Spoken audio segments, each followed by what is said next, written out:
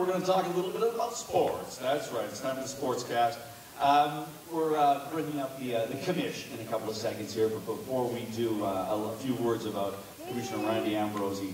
A Winnipeg native, he played as a defensive lineman for the Canadian Football League for 9 seasons with the Stamps, the Toronto Argonauts, and the Eskimos. Thank you, thank you. Polite laughter. The Eskimos. In 1993, a Grey Cup champion. But reaching the pinnacle of his career, he was also told it was going to be time for a 5th knee surgery, and he decided to pursue a business career. So he quickly became a champion off the field too, rising to the ranks of a number of different large financial services firms. In 2006, he was appointed president of AGF Funds Incorporated, and in 2012, he joined McDougall and McTeer as his president and CEO. In 2017, he returned to the game he loves, as of course, this time as the commissioner of the Canadian Football League. He's already shown himself to be a decisive leader by acting to improve the flow of the game by reducing the number of video reviews, to improve, yeah, there you go, this is applause, to improve player health and safety by banning full contact practices during the regular season. And may I add, I was particularly proud, and I think a lot of Canadians were, of the commissioner a few years ago when they rolled out the Diversity is Strength campaign early. Because I know it was coming, we knew it was coming, but they rolled it out early as a counterpoint to the tenor of discussion, or lack thereof, south of the border. So I was particularly proud of the CFL when you did that, sir, and thank you for doing that. And so please, yes, please. So please, give a warm Saskatoon welcome to the 14th Commissioner of the CFL, and our special guest tonight, Mr. Randy Ambrosie. Good evening, Jeff. Thank you. Jeff's a weatherman. We all know, he's right a lot of times. Jeff, you blow it occasionally. You're a forgiving lot. But it's been a pleasure having you MC the evening. I want to start by saying a big thank you to all of you for inviting Henry and I, to join you for this great evening, to support this incredible cause. It's truly an honor. It's probably the thing that you underestimate when you play this game and you think about all of the gifts that the game gives you, the camaraderie, the teammates, the thrills, the joys. But you underestimate just how many people it puts you in contact with at any given time, and the opportunity to be in front of so many wonderful people and to be in a great city like Saskatoon to celebrate this great event with you tonight. I think about when I'm asked to speak at an event like this, I think about, what are the intersections and connections that you can talk about?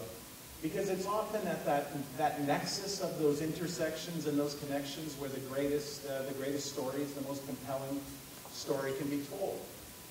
And then some of it's just nonsense because you want to have fun as well. And there are, for example, you've noticed that my jersey, 57, is raised above Henry's. I mean, you could literally be fooled into thinking that just happened. No. Someone subconsciously just knew that that's the way it ought to be. And to that person, I offer a gigantic thank you. And literally, that person is in touch with the universe. I was going to spend some time tonight furthering the nonsense. I was going to spend some time tonight talking about how it is, of course, more than urban legend that the offensive line are the smartest players on every football team. You've heard that story many, many times. And having met a lot of players, you probably know that to be quite true. And I thought myself I could spend some time talking about that. In fact, I could frankly spend a lot of time talking about that.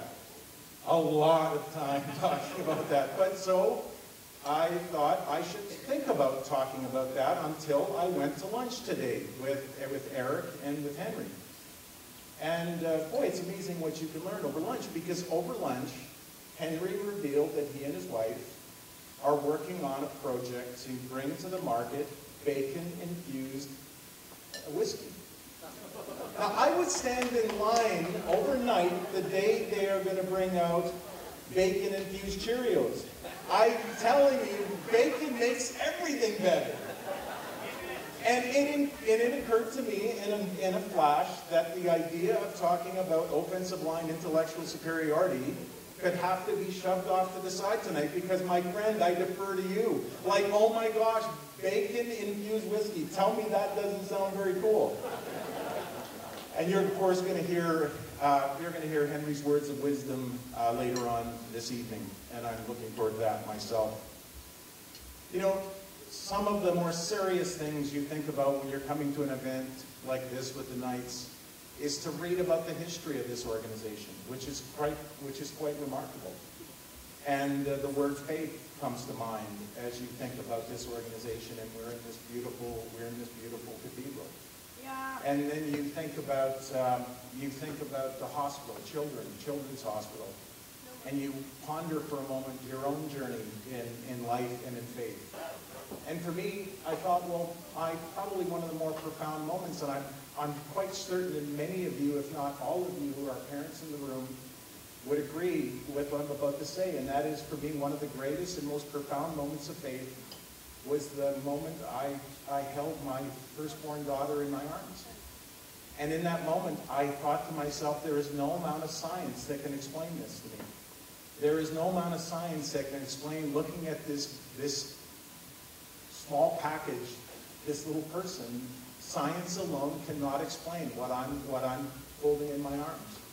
And that was for me a moment of profound faith. And then to hear and to know that there are families who have children born who need help. And to think that in that moment there is that connection to that little person, and that little person needs help. And tonight all of you are doing so much to ensure that these families, and Pam, thank you very much for telling us your story, but those families are going to have a chance to have those many years of joy and happiness with their children, and that's what this children's hospital will bring to this amazing community. You know, I think about football and my own journey and how that's impacted my life. And I can tell you quite honestly, I was a kid, grew up in Winnipeg. I have 3 brothers, 4 boys. You know, we were a handful. I don't think we knew my mom was a girl till we got to university. And quite seriously, I was not a very good student. I didn't take my studies seriously at all. And it was because of football that I had a change of life. Because in a moment after playing my first year of Bantam football, I asked my high school guidance counselor, you know, what it would take to go to university. And it was almost weird because I'm sure he was trying to hold back the laughter as he pulled out my rather thick file from his credenza and said, you know, Randy, I don't think universities, first of all, he said, I know university's not for everybody, and I would especially say I don't think university's for you. And in that moment, I felt that amazing challenge to find a pathway. And because of football, because of the inspiration that this game provides to kids, in that moment, it changed my life. And I started walking around with a dictionary because I literally was, I couldn't spell. I couldn't spell. So I walked around all the way through high school and through university with a dictionary in my hand. Now, for those of you who are younger in the room, you don't know what a dictionary is. For those of you who are perhaps in a more senior circuit, such as myself, you'll know mine was an orange-covered dictionary, and I carried it everywhere I went. And as a result of football, I graduated with a Bachelor of Commerce degree from the University of Manitoba, and it opened so many doors for my life. Football changed my life. And that's why when I have an opportunity to stand in a room, be in a room with all of you, who so many of you are football lovers, and I can speak with great conviction and great confidence and great enthusiasm about why football is important and how football changes lives for the better. I love to talk about the fact that football is unlike anything and any other sport in the world. Because show me a sport, literally show me a sport where kids can show up at a football field. Tall, short, big, wide, fast, slow. Show me a sport where every kid can find a home on a team. Show me a sport that is as inclusive as the game of football. In almost every other sport, and I love sports, I literally love them all. But football is different. Because you can take an entire collection of kids of every size, shape, and type you can imagine. And you can put them in a locker room and you can have their lives changed, because we will have players in the Canadian Football League this season. We will have an offensive lineman who will be an all-star. An all-Canadian will be somewhere in the neighborhood of 6'7", 6'8", 340, 350 pounds. And that player will sit next to, in a locker, will sit next to a player that is an all-star, an all-Canadian who might be 5'7" and 160 pounds. Now show me a sport anywhere in the world where the two of the greatest athletes that are playing the game can have that amount of physical difference. And that's one of the reasons why football is important, and why football is special, and why it's so great to have an opportunity to talk about this game with people who share a love for the game. But tonight, I also want to talk about the connection and the intersection between the Knights of Columbus and the game of football, because there are tremendous parallels. And I think it's important on a night like this to not only talk about those parallels, talk about those similarities, but to celebrate them as well. So I was looking at your guiding principles. I had an opportunity to look at the principles of the order. And I learned that amongst your earliest principles was the principle of charity. And obviously tonight is a sterling example of charity in action, and the Knights taking action to help the community to be bigger, stronger, and better. But one of the things I am most proud of when I think about the Canadian Football League and I think about Canadian Football League players, is I will tell you, pound for pound, there are no athletes in the world. Literally, there are no athletes in the world that are more selfless and more giving and more community-minded than Canadian Football League players are.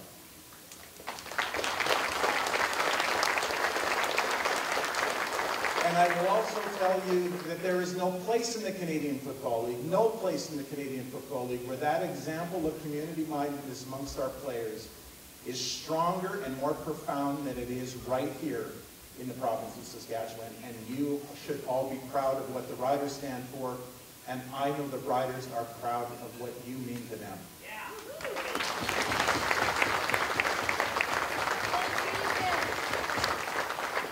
You know, the second principle that's listed in your records is the principle of unity.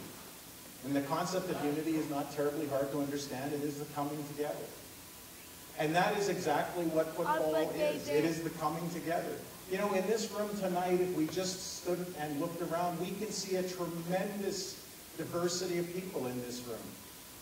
There are so many different types of people, and we all have a different outlook on the world.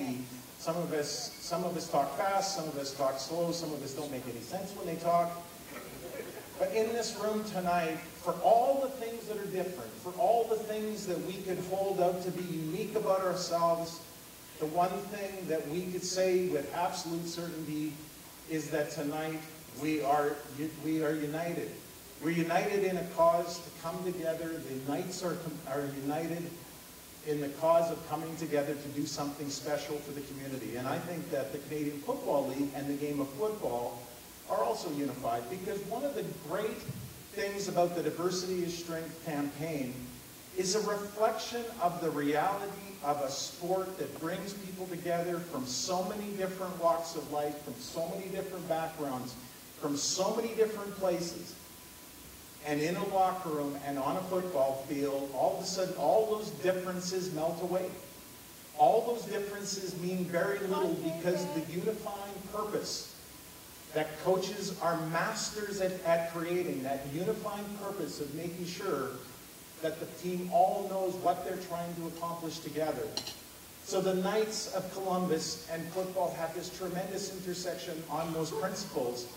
And we see that in the way you operate. We see that in the contributions you make to this community. We see what's happening in this room tonight. And we see that on football fields every time we turn our TV sets on. And every time we go to a game, we see that unity of purpose. We also know that after those two principles were established, you established the principle of fraternity. And the concept of fraternity is also not something that's terribly difficult to understand, but it is profound in its power. The idea of fraternity is that of belonging to something. It's becoming and joining something that is bigger than yourself. And that is clear to me as I've watched this room tonight and as I've understood your history, that the fraternity of fellowship in the Knights of Columbus is incredibly important and remarkably powerful in the impact that you make on this community and on communities and on the communities around you.